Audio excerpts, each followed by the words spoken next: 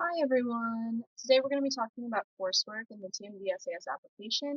My name is Brianna Beef. I'm the Senior Applicant Liaison with TMDSAS. And the coursework section is one of the most detailed parts of the TMDSAS application. But don't get overwhelmed because we're going to walk through what it looks like to enter those courses into the application. And we'll talk a little bit about where you can find resources. So, TMDSAS, when processing your application, will go through your coursework. Um, However, when you're filling out your application, you're going to want to have your official transcripts on hand. Accuracy matters, but it's okay if it's not 100% perfect. You just need to enter those courses into the application for every course that you receive credit for, every course that's on your transcript, essentially. So, like I mentioned, before entering anything, you should have your official transcripts in front of you. Even though you won't be sending your official transcripts to TMDSAS when you submit your application, sometimes people get confused about that. We encourage you to have your official transcripts in front of you. Common mistakes are using the unofficial transcripts or degree audits, as these can list your courses uh, not as accurate, could have other course names or numbers. It's not always accurate, so you're going to want to use the official transcript from your institutions for every institution you attended after high school.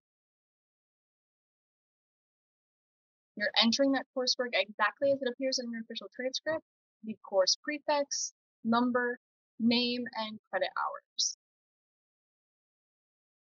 Just to call out some common mistakes that we see when applicants are entering coursework. Like I said, using that unofficial transcript or a degree audit, entering incorrect course names and course numbers.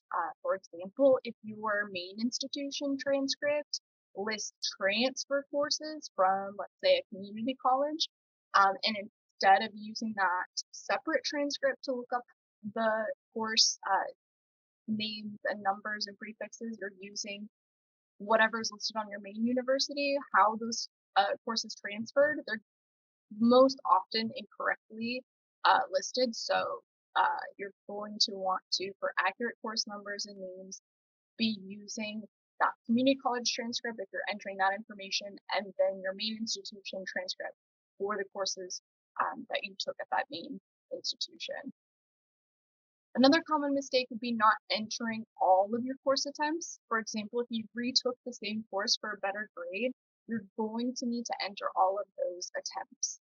So all of those times that you took that course. And even if you didn't get credit, perhaps you failed a course and retook it later for a better grade, you're entering both of those courses into the application, and whatever the grade you received, or if it was withdrawn, a course that you withdraw from, but you're going to enter what that course was worth, whatever the credit number of what that course would have been worth, even if you withdrew. So why this matters when trying to avoid mistakes is because if you're not following the application guide instructions for how to enter your coursework, it could cause delays or potentially create coursework deficiencies, as we call it, later on in the process.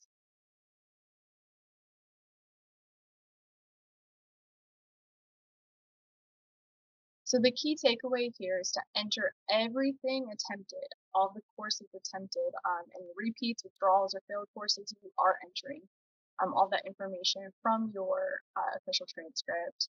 The only exception there is there are some zero credit or developmental courses that don't need to be entered.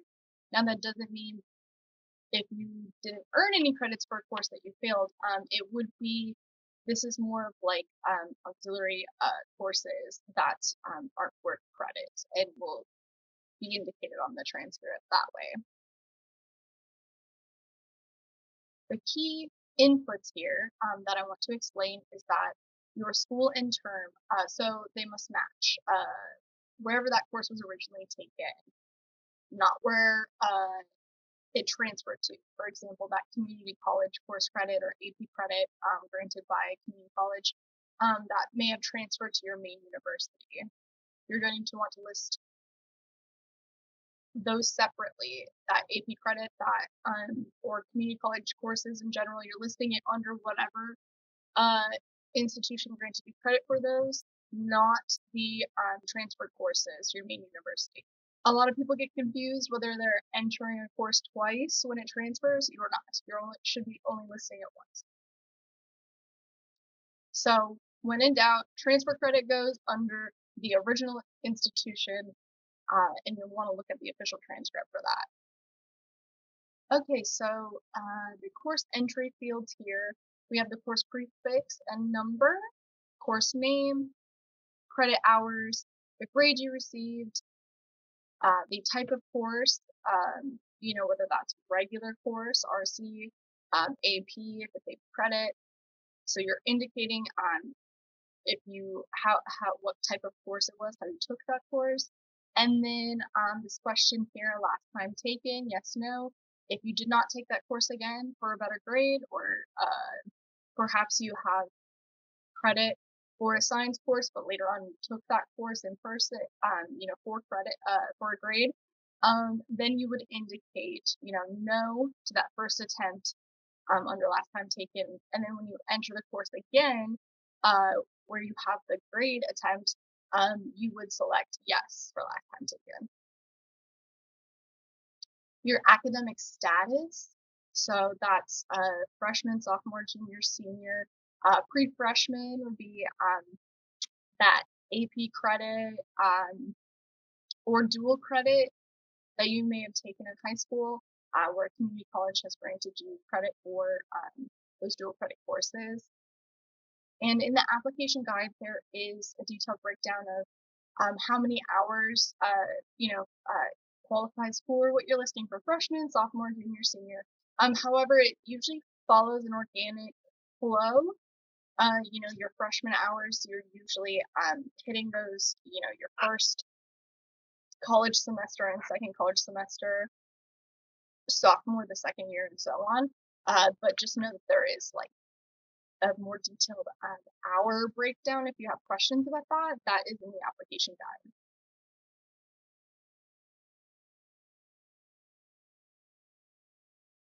So a lot of applicants struggle with AP credit, CLEP, or IB credit, about where to enter it, what to call it, and avoiding duplicate entries of those course credits. So AP credit should be entered only if it appears in the official transcript and only once.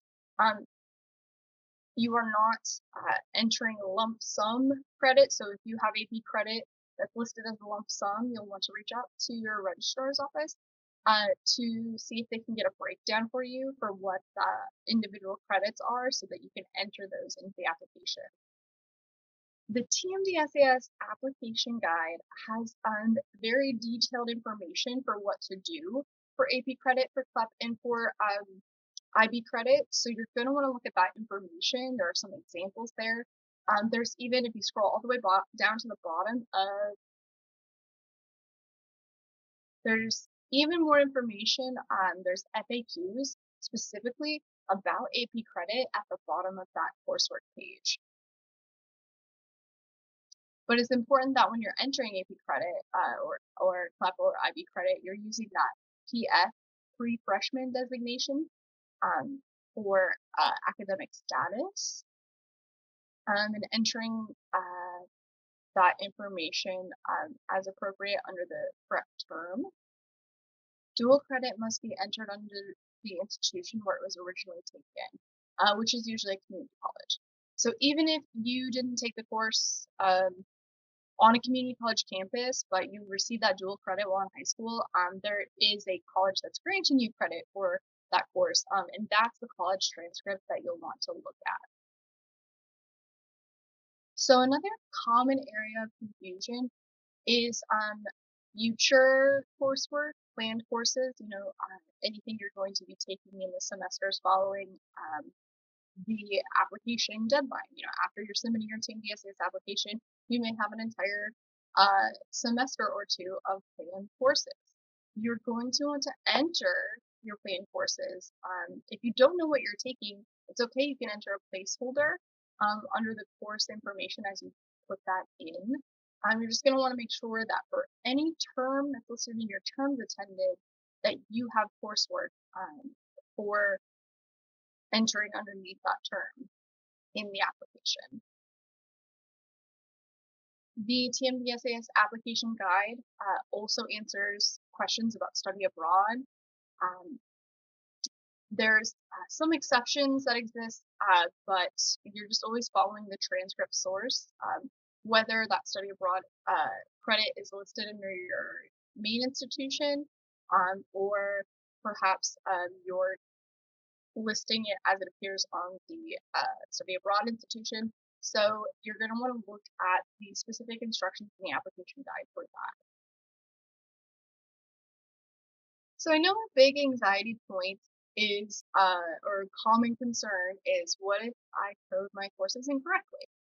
Just want to reassure you, you won't be penalized. TMDSAS reviews incorrect coursework during processing. You're just entering it to the best of your ability. You're going to want to use the coursework definitions that are found on the coursework page of the application guide. You're also able to use course listings if there is one for your institution, and you will, to the best of your ability, code those courses, but while processing, TMDSAS liaisons will verify your coursework, so they are adjusting course codings if needed.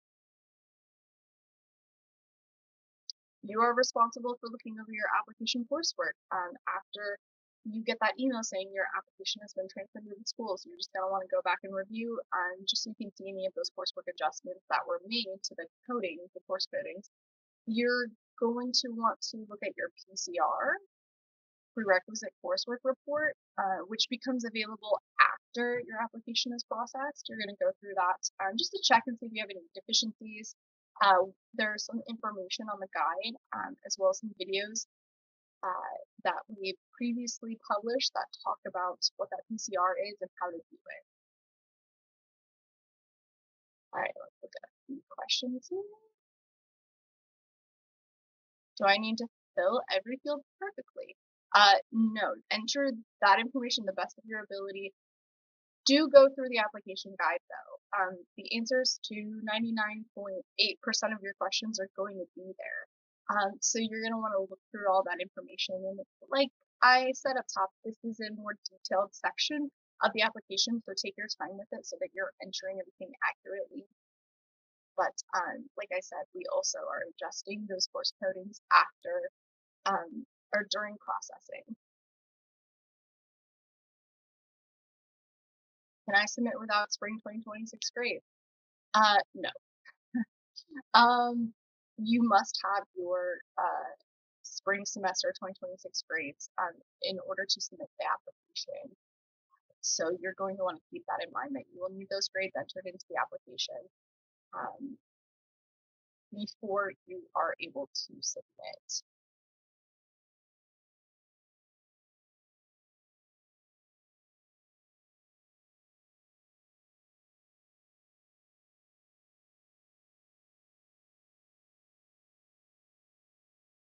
Do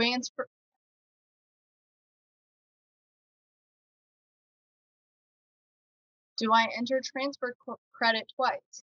No, you should not be entering any course twice if you only took it once. That includes transfer credit, AP credits, so be mindful of which institution you should be listing credit courses under, because you would not be listing them under both. Even if your main institution accepts that transfer credit from, let's say, community college, you are only entering that information once under the community college that granted you credit.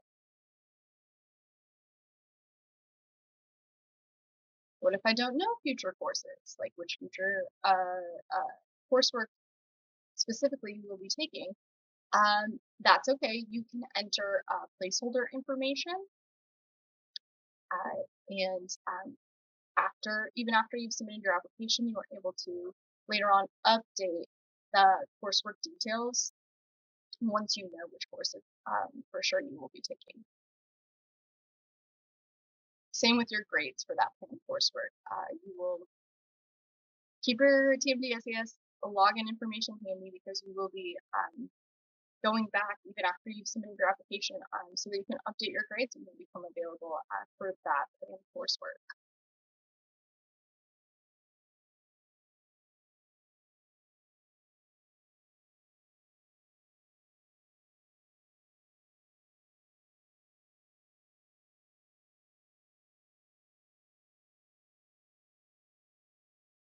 After your application is processed and transmitted to the schools that you selected, you'll be able to view your prescribed coursework report, or PCR.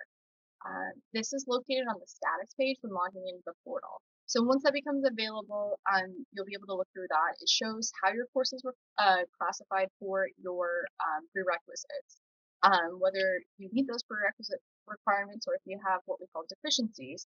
Deficiencies do not always mean a rejection in any way. It just is letting you know if you have deficiencies. It may be that you have planned coursework that will fulfill the requirement, the missing hours of the requirement. And so once you update the grade, after you take that course, then that deficiency resolves. And if you think that there is something missing from the PCR, you are able to submit a course appeal. If it's an applicable situation, you're going to want to read through that section of the application guide that goes through this in detail.